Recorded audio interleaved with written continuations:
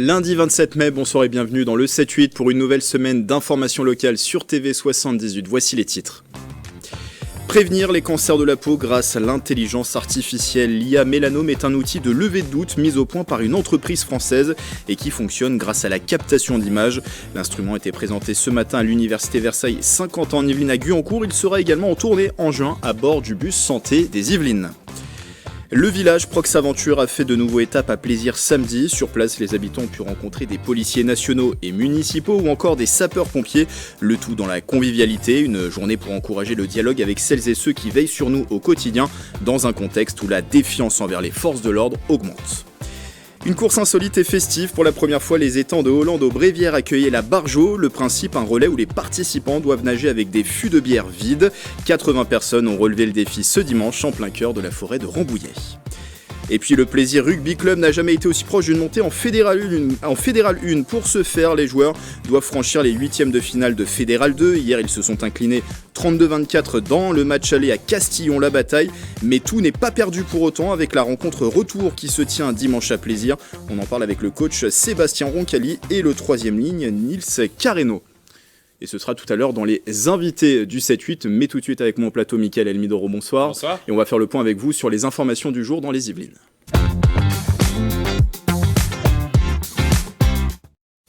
Et on débute, Mickaël, avec une cabine médicale innovante qui utilise l'intelligence artificielle. Et oui, on n'arrête pas le progrès, Grégory. Cette cabine médicale que vous voyez à l'image a pour objectif de détecter les mélanomes. Ce sont des taches brunes qui peuvent devenir des cancers de la peau. Ils sont en augmentation de 15% chez les jeunes. C'est donc dans un objectif de prévention que la société H4D a présenté cette nouvelle cabine aujourd'hui aux étudiants de l'université de Versailles 50 ans en Yvelines. Mais alors, comment elle fonctionne? William Morel est parti y faire un tour. La cabine fonctionne avec un logiciel qui est lui-même dispositif médical classe 2, donc c'est la norme de l'hôpital, c'est important, c'est très sérieux, avec bien sûr tout un sujet data protégé autour, sécurité des data, et toute cette cabine propose 14 équipements médicaux pour pouvoir téléconsulter avec un médecin en visio, mais avec de véritables instruments comme en cabinet médical. Et l'intelligence artificielle dans tout ça ? Eh bien, l'intelligence artificielle, Grégory, va venir traiter l'image d'un potentiel mélanome en seulement quelques minutes. Le médecin généraliste peut ainsi récupérer ces images et les envoyer en quelques clics à un dermatologue en fonction de l'urgence. Le patient peut être traité plus ou moins rapidement. Le but à terme, déployer une trentaine de cabines dans le département. On continue ces infos du jour avec un pique-nique polémique mais qui est annulé au château de Versailles. Oui, Grégory, finalement, la quinzaine de prisonniers de Toul en Meurthe-et-Moselle n'ira pas visiter le château de Versailles fin juin. Cette visite avait engendré une vive polémique chez les forces de l'ordre. Le syndicat de police Alliance avait notamment manifesté sa colère. L'administration pénitentiaire est donc revenue sur cette annonce. Elle assure que ce projet n'avait jamais été confirmé, la distance entre la prison et Versailles étant trop grande. L'encadrement des détenus aurait posé trop de problèmes. Le projet est donc annulé. Une information trafic importante pour les usagers de l'autoroute A14. Oui, si vous empruntez cet axe de circulation entre la Défense et Orgeval la nuit, vous risquez d'être surpris. La circulation sera fermée dans les deux sens de 21h à 6h du matin et ce, dès ce soir jusqu'au vendredi 31 mai. Le groupe SANEF entame des travaux pour transformer cet axe en flux libre. Mais alors, qu'est-ce que cela signifie, le passage en flux libre? Il s'agit d'un nouveau système de péage. Fini les barrières. Les véhicules seront identifiés grâce à une nouvelle technologie. L'autoroute A13 devrait connaître les mêmes travaux au mois de décembre. Justement, parlant d'A13, la ville de Saint-Cyr-l'École a réalisé une étude inédite lors de la fermeture de l'axe. Une étude inédite, Grégory, grâce au projet Syria. Il s'agit d'une innovation majeure dans le secteur de la mobilité urbaine. Syria est testée par Saint-Cyr-l'École depuis 2019. Grâce à elle, la mairie a pu constater que la fermeture de l'A13 avait directement impacté la ville. L'étude révèle une augmentation de 30% du flux routier, notamment dans le quartier de l'Épidore. Le rond-point de Butzbach a par exemple connu une hausse de près de 70 000 véhicules par semaine. Cet outil permet aux élus de mieux identifier les leviers d'action pour soulager la congestion urbaine. On rappelle d'ailleurs que l'A13 n'est rouverte que dans un seul sens de circulation entre province et Paris et que la réouverture se fait très progressivement. Et on parle à présent d'un équipement saint-quentinois qui se refait une beauté. Oui, Aujourd'hui, le rond-point à côté du Vélodrome national de Saint-Quentin-en-Yvelines est en rénovation depuis plusieurs mois. Cette arche monumentale existe depuis 1992. Elle a été réalisée par l'architecte polonais Piotr Kowalski. Son nom, la Porte de Paris, elle est même labellisée au patrimoine d'intérêt régional depuis 2019. Pour accueillir les Jeux Olympiques et Paralympiques, l'agglomération de Saint-Quentin-en-Yvelines a réalisé d'importants travaux. Tous les verres ont été nettoyés et le bassin a été remis en eau, pile à temps pour les Jeux. Merci Mickaël pour ces informations. Dans un instant, on vous retrouve pour les informations sportives. Quelle est l'actualité du moment dans les Yvelines ? On parlera notamment de Roland Garros. Quelques Yvelinois sont engagés sur la compétition. On parlera également d'une montée. C'est en handball et c'est le Chénet qui monte. C'est tout à l'heure dans le 7-8. Mais dès à présent, on va parler de cet événement qui est revenu pour la 5e année consécutive à Plaisir, organisé par l'association Raid Aventure, qui a donc installé son village sportif et citoyen Prox Aventure. Entre rencontres et activités ludiques et sportives, l'objectif de cet après-midi était de promouvoir les métiers de l'uniforme auprès de la population et plus particulièrement auprès des jeunes. Attention, une arme, le chien, boum, neutralisé. L'individu mené au sol par le chien. Une après-midi placée sous le signe du sport et du civisme. Ce samedi 25 mai, le parc du Château de Plaisir accueillait la 5e édition de Prox Aventure. Au programme notamment, des démonstrations de la brigade équestre et canine de la police intercommunale de Plaisir les Clés-sous-Bois, des témoignages de jeunes sapeurs-pompiers, un atelier police scientifique et technique, ou encore des animations de tir de laser sur cible. On a montré déjà la première partie sur un jeune chien qui est en cours de formation, donc de voir un petit peu les différentes disciplines qu'on peut avoir et les différents parcours qu'il y a dans le dressage. Et par la suite, on a montré un petit peu de technique d'intervention, donc la frappe muselée, puis au final un mordant puisqu'on est régi sous la légitime défense. On fait découvrir à certaines personnes ce qu'on fait, ce qu'on apprend, parce qu'on ne dirait pas comme ça, mais c'est des heures et des heures d'entraînement. C'est bien pour tous les jeunes et même les plus âgés. Ça permet de découvrir ce qu'on fait vraiment, parce que on voit souvent dans les séries, dans les films, en fait c'est très loin de la réalité. Maintenant que le casque a été enlevé, on va pouvoir évaluer si la victime ventile ou non. C'est ce que l'équipier là s'apprête à faire. Il va approcher son visage de la bouche de la victime. Lancé en 2016 par l'association Raid Aventure, ce dispositif veut rétablir un lien entre la police, la population et plus particulièrement avec la jeunesse. Mais aussi, pourquoi pas, susciter des vocations.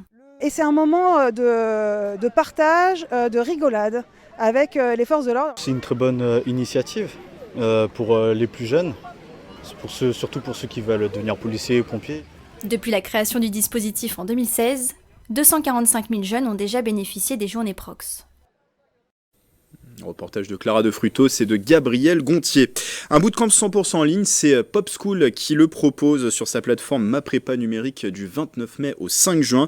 Idéal pour les personnes qui souhaitent se lancer dans la filière du numérique. Les détails dans cette interview express réalisée par Clara de Frutos.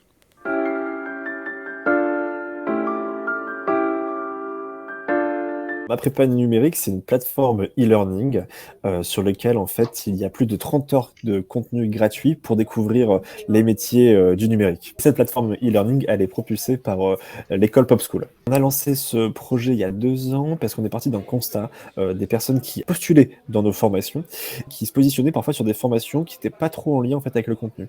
L'idée après cette plateforme, c'est de mieux orienter les personnes vers les formations professionnelles.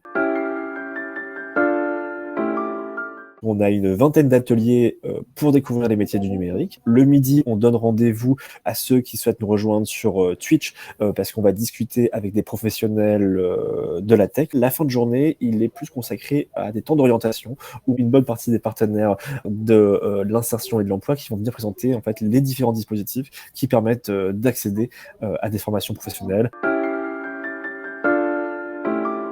Tout le monde peut participer à ce bootcamp. Il n'y a pas de conditions d'âge. C'est ouvert autant aux demandeurs d'emploi qu'aux salariés, qu'aux jeunes, qu'aux personnes qui ont déjà une expérience professionnelle. Il n'y a pas de limite de participation. Aujourd'hui, on a pas mal d'inscrits, mais on peut toujours s'inscrire. On peut s'inscrire jusqu'à la veille.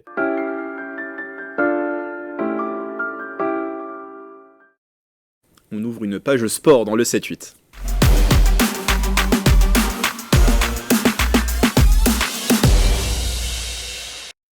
Avec vous, Mickaël Elmidron, on commence avec du tennis. Ça y est, Roland Garros, c'est parti. Oui, Grégory, plusieurs Yvelinois sont engagés sur le rendez-vous parisien. Le Saint-Germainois Arthur Rinderknecht qui jouera demain son premier tour contre l'Australien Adam Walton sur la terre battue parisienne. Il y aura aussi l'Yvelinoise Pauline Desroulèdes en tennis fauteuil. Et enfin, Chloé Paquet, la Versaillaise. Cette dernière a remporté son premier match du tournoi contre la Russe Diana Schneider sur le score de 6-3, 6-1. La joueuse de 29 ans est donc qualifiée pour le deuxième tour et elle jouera contre la Tchèque Katerina Siniakova ce mercredi 29 mai. Bonne chance à nos Yvelinois. On continue avec du handball. Très belle performance du Chesnay-Yvelines dans le championnat de National 3. Oui, tout à fait, Grégory. Le Chesnay-Yvelines va monter la saison prochaine en National 2. Les Yvelinois ont battu avec la manière leur dauphin au classement, l'équipe de Caen, sur le score de 33-30. Cette victoire permet au club de finir avec 61 points. 4 de plus que Caen. On les attend à N2 la saison prochaine. On joue également chez les filles dans le championnat de National 2. Dernier match de la saison pour les féminines dans ce championnat. Lors de cette 22e et dernière journée, les Illimontaines ont fait match nul sur le terrain du club de Céris Val d'Europe. Le score 34 partout. Au classement, Montigny-le-Bretonneux termine à la 9e place du championnat. L'équipe espère faire mieux la saison prochaine. Du football également au programme ce week-end avec le championnat de D1 de district. 6 matchs étaient au programme ce week-end. Les Mureaux ont battu Voisin-le-Bretonneux 4-3. Morpa a été terrassé par Rambouillet 4-0 à domicile. Marly-le-Roi s'impose 4-3 contre Chatou. Le Chesnay gagne 4-2 contre Ardricourt 2. Le FC Mantois 3 s'impose 4-0 contre Bailly-Noisy. Enfin, Conflans terrasse Houille sur le score de 6-2. Au classement, Conflans est toujours premier devant Poissy et Bailly-Noisy. Et vous l'avez vu, il y a eu beaucoup de buts. Beaucoup de buts sur cette journée. En athlétisme, Mickaël, le club d'Houille de Houille entre dans le Business Book des records. Voilà, exactement. Une centaine de licenciés du SO Houille Athlétisme se sont relayés sur la piste du parc des sports de Montesson pendant 24 heures. Ils ont parcouru 410 km sans interruption. Ils avaient 3 heures d'avance sur les 360 km imposés. L'événement a regroupé tous les niveaux âgés de 16 à 72 ans. Bravo au club de Houille. Et on va parler maintenant d'un sport peu connu, c'est le kettlebell. Je prononce bien. Effectivement, vous le prononcez bien. La ville de Guyancourt a accueilli les championnats de France de kettlebell, une compétition consistant à réaliser le maximum de levée d'une boule dotée d'une poignée durant 10 minutes. Une occasion d'en savoir plus sur cette pratique encore méconnue du grand public. Un reportage de Julien Leroy. L'association de la résistance physique et mentale, le kettlebell, aussi appelé haltère russe, ce sont ces sphères en acier ou en fonte de 8 à 32 kg. La légende veut que cette pratique trouve son origine dans l'armée russe durant l'époque soviétique. Un simple boulet de canon aurait été soudé à une poignée pour améliorer la condition physique des troupes de combat. En compétition sportive, l'idée n'est pas forcément de travailler avec des charges lourdes, mais de privilégier le rythme d'exécution. Ce qui est intéressant, c'est la durée dans l'effort et le fait qu'on travaille sur des mouvements dynamiques en permanence. On ne fait pas de la musculation pure, on fait des mouvements dynamiques qui impliquent tout le corps. On sue beaucoup, on est essoufflé, et il y a une douleur qui est physique et mentale. Alors que dans la force athlétique, moi que j'adore, les efforts sont de très courte durée, donc ça demande de grosses qualités de force, mais on n'a pas du tout les mêmes sensations. Le jeté, l'arraché ou l'épaulé jeté. Durant ces championnats de France de kettlebell à Guyancourt le 18 mai, la vingtaine d'athlètes devaient réaliser 3 mouvements réglementés, chacun exécuté durant 10 minutes en continu avec le maximum de levées possible. Sandrine Godefroy, 56 ans, a découvert cette discipline il y a 7 ans. Avec son kettlebell de 12 kg, elle a effectué 101 levées durant 8 minutes. Il faut savoir que je suis un petit peu désavantagée sur cette compétition parce que je ne pouvais pas fournir d'efforts sur le bras droit. Qu'à cela ne tienne, moi je suis challengeuse, j'adore le relever, les défis. Et je me dis c'est pas grave, je vais tout faire sur le bras gauche. C'est ça ce sport. Quand on voit qu'on dépasse ses espoirs, c'est hyper gratifiant. Utilisés pour les exercices de renforcement musculaire, ces poids demeurent encore aujourd'hui méconnus du grand public pour la pratique sportive. Ce n'est qu'à partir des années 90 que les compétitions de kettlebell ont été réglementées sous leur forme actuelle.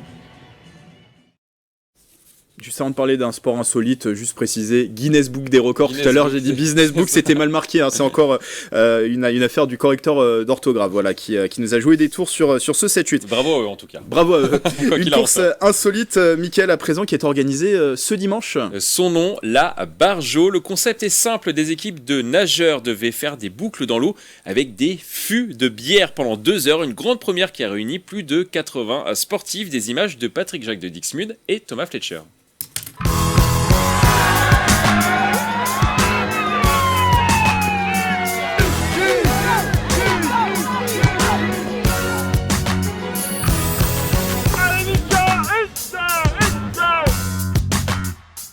première mondiale ce dimanche 26 mai dans les étangs de Hollande au cœur de la forêt de Rambouillet. La première barge-eau était organisée. Le concept, les participants répartis en équipes doivent nager avec des palmes tout en transportant dans l'eau un fût de bière.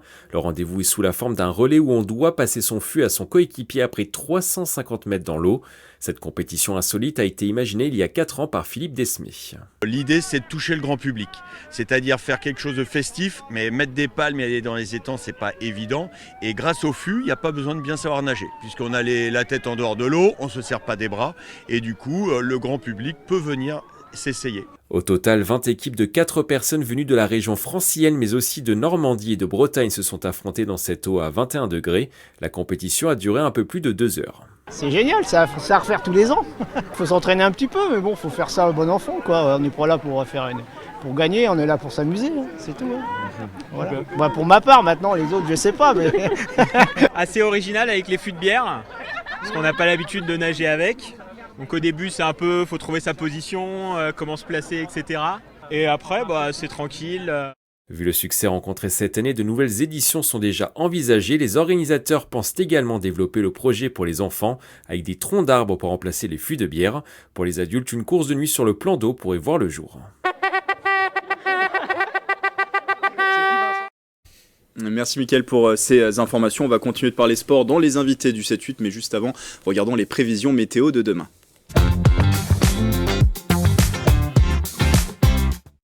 Une matinée de mardi nuageuse dans les Yvelines. Côté température, il fera 13 degrés à Mantes-la-Jolie et Houdan, 12 degrés à Rambouillet et à Versailles. Versailles où des gouttes de pluie sont annoncées dans l'après-midi.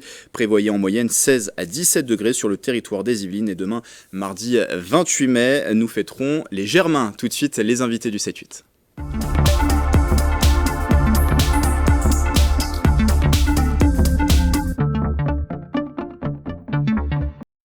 Et on y parle ce soir de rugby avec Plaisir qui joue en ce moment les 8e de finale de la phase finale de Fédéral 2. Une qualification au prochain tour assurerait aux Yvelinois une montée historique en Fédéral 1, la 5e division nationale. Le match aller se tenait hier. Le Plaisir Rugby Club s'incline 32-24 sur le terrain de Castillon-la-Bataille en Gironde. Une bataille de perdus, mais rien n'est joué encore avec seulement 8 points de retard. Et une rencontre retour qui se joue ce dimanche à domicile au stade Robert Barran à Plaisir. Et pour en parler, 2 invités nous ont rejoint en plateau. Il y a Sébastien Roncalli, bonsoir. Bonsoir. Le coach de l'équipe première, et Nils Carreno, bonsoir. Bonsoir. 3e ligne du Plaisir Rugby Club. Déjà, on va revenir sur cette défaite d'hier, 8 points d'écart face à Castillon-la-Bataille. Qu'est-ce qui a fait la différence, Sébastien ?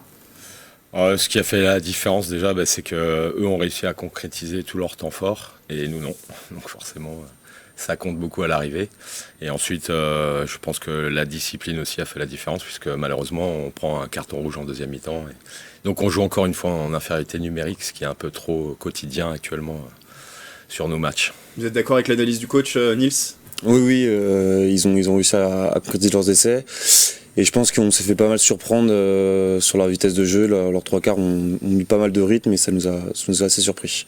Vous étiez au complet pour ce rendez-vous ? Il y a des absents en ce moment dans le groupe ? Non, il y a des absents. Ouais. On gère effectivement des joueurs qui sont déjà suspendus, qui ont été suspendus sur le premier match à Lormont. Des blessures aussi. Bon, voilà, le lot quotidien des fins de saison et des phases finales sur des matchs très durs. Et effectivement, ça nous coûte un peu cher. Et en plus, nous, au club, on a notre équipe B qui est aussi qualifiée pour jouer son quart de finale dimanche. Donc on a besoin effectivement de pouvoir fournir 2 équipes compétitives. Et donc l'équilibre n'est pas évident. Mickaël ? Castillon-la-Bataille, c'est un petit village de 3000 habitants, mais par contre une grosse ferveur au niveau du terrain. Est-ce que ça a joué ou pas sur cette rencontre, Nils ? C'est vrai qu'il y avait beaucoup de monde autour du terrain. Moi, j'ai pas joué le match non plus parce que j'étais suspendu, donc j'étais avec les supporters de Castillon. Et ouais, ils étaient très très présents. Chaque dimanche, c'est la même chose. Donc c'est vrai que c'est un club très très famille et je pense ils se sont fait soutenir par leurs supporters et voilà. Mais nous, on compte bien que dimanche, qu'il y ait aussi du monde à Baran et que ça soit pareil pour nous pour faire le gros coup. Mais Sébastien, parce que le fait d'avoir terminé premier de votre poule sur la saison régulière, d'être la meilleure équipe de Fédéral 2 en termes de statistiques, ça donne quand même un statut d'équipe attendue, Plaisir. Ouais, bien sûr, forcément. Hein. On est d'autant plus attendu comme le leader de la Fédéral 2, donc la motivation de nos adversaires est toute trouvée, effectivement. 8 points à rattraper, C'est faisable pour vous, Nils ? Oui, c'est complètement faisable. Avec les qualités qu'on a devant comme derrière, je pense que... Non, c'est complètement faisable et tout sera réuni dimanche pour faire un très gros match et que la fête soit d'autant plus belle, je pense. Il faudra gagner, Sébastien, et avoir une différence plus grande, on va dire, que ces 8 points. Il faut aller au-delà de ces 8 points, c'est ça ? Oui, exactement. Ouais, il faut aller au-delà de ces 8 points, les récupérer, et il faut éviter que notre adversaire prenne un point de bonus. Effectivement, donc il va falloir arriver à creuser l'écart. Mickaël ? Ça va être quoi le discours du coach avant de rentrer sur le terrain dimanche ? On sait que c'est un match historique, donc forcément le discours sera intense, j'imagine. L'idée de toute façon, c'est que les mecs soient le mieux possible mentalement. Voilà, ça va jouer surtout dans les têtes. Arriver à évacuer ce qui s'est passé dimanche et être prêt pour donner le meilleur, encore une fois, pour pas avoir de regrets, quoi. À se préparer comment ? Vous avez changé vos habitudes ou pas du tout là cette semaine ? Non, pas du tout, non. Non. On va gérer les choses comme d'habitude, sereinement. Je pense que par rapport au discours d'hier soir des garçons, je pense que tout le monde est prêt à accueillir Castillon de la même manière qu'ils nous ont accueillis, qui était d'ailleurs très bien. Quel est l'état d'esprit du groupe, Nils ? J'ai pas fait le retour en bus, donc on verra mercredi, mais je pense qu'on aura un très bon état d'esprit et je pense qu'il faut qu'on garde en tête aussi qu'on joue pas que pour nous pour le coup et qu'il y a beaucoup de Plaisirois qui attendent ce match et qui nous soutiennent. Quand on voit à Lormont, match retour, il y avait beaucoup de supporters en jaune et bleu, ça fait plaisir, donc forcément l'état d'esprit faudra qu'il soit forcément bon pour réaliser un gros match. Et je le disais tout à l'heure, une qualification au prochain tour assurerait à Plaisir une montée en Fédéral 1. Est-ce que c'est un vrai objectif désormais, maintenant que vous êtes à une seule marche de cette division ? Dans la continuité effectivement de cette belle saison historique, on aimerait effectivement avoir, comme on dit, la petite cerise sur le gâteau et aller au bout de l'objectif, même si la saison est pleinement réussie et les objectifs sont pleinement atteints. Est-ce qu'on peut parler du match le plus important du coup de la saison de Plaisir ? Vous diriez ça ? Ouais, complètement, oui, sur la finalité, effectivement, encore une fois, jouer à fond notre chance et faire le mieux possible. C'est la saison la plus aboutie pour vous ? Alors là, Plaisir est stabilisé depuis quelques années maintenant en Fédéral 2. Il y a une montée en 2016, si je ne dis pas de bêtises, c'est ça ? 2016, c'est la saison la plus aboutie ? Ouais, dans la continuité du travail effectivement accompli depuis qu'on y est, dans cette division. Effectivement, encore une fois, par nos résultats, on fait quand même 13 bonus sur l'année. Donc on a proposé quand même un volume de jeu très intéressant et je pense qu'effectivement, c'est la plus aboutie, oui. Vous l'avez vécu comment cette saison, vous, Nils ? C'est, comme dit Sébastien, c'est une des saisons les plus abouties, une des plus intenses qu'on ait vécues. Et moi, personnellement, c'est une des plus belles saisons rugbystiques. Et donc j'espère qu'elle se finira à la meilleure des manières, mais c'est sûr que ça fait énormément de plaisir de faire des saisons comme celle-là, en tout cas.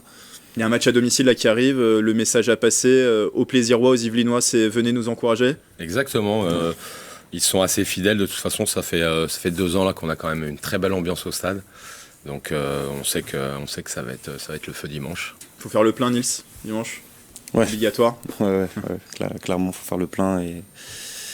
Oui. Il y a des animations qui sont prévues peut-être autour du match Non, pas cette fois-ci, pas à ma connaissance en tout cas. On a déjà fait dans le passé. Donc non, rien de particulier, mais... Pas de fumigène, rien du tout.